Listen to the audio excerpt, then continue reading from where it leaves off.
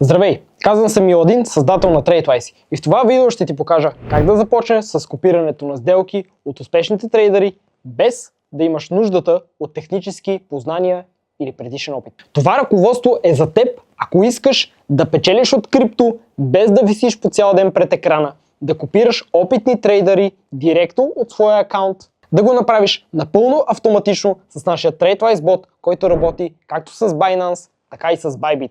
Първата стъпка е да имаш акаунт в някоя от поддържаните ни борси, Binance или Bybit. Ако още нямаш акаунт, няма проблем. Ще оставим линкове в описанието, за да можеш да се регистрираш. Там също ще намериш и урок за регистрация в стъпка по стъпка. След това влизаш в TradeWise, избираш с коя борса ще работиш и свързваш акаунта си с нашия бот. Това отнема не повече от 2 минути. Стъпка 2. Избираш трейдерите, които искаш да копираш. В платформата ни ще видиш подбрана класация с трейдери, които наистина носят резултат. Ние не търсим известни, търсим най-печелившите. Ще можеш да ги сортираш по брой печеливши сигнали, възвръщаемост, продължителност на активност и други критерии, които ще ти помогнат да избереш това, което ти пасва най-добре. Стъпка 3.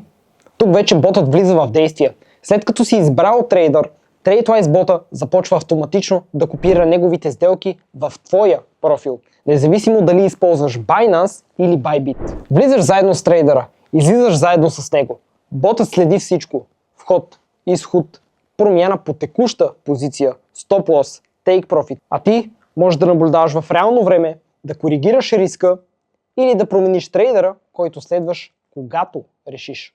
Стъпка 4. Реални примери, реални резултати. Искам да ти покажа няколко примера от реални потребители, как трейдерите, които копираме, се справят в различни пазарни условия и как това се е отразило на акаунтите на нашите клиенти. И това е.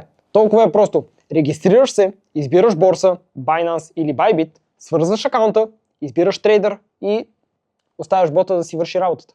Без емоции, без натиск, без сложни графики. Ако искаш, може да наблюдаваш и да учиш.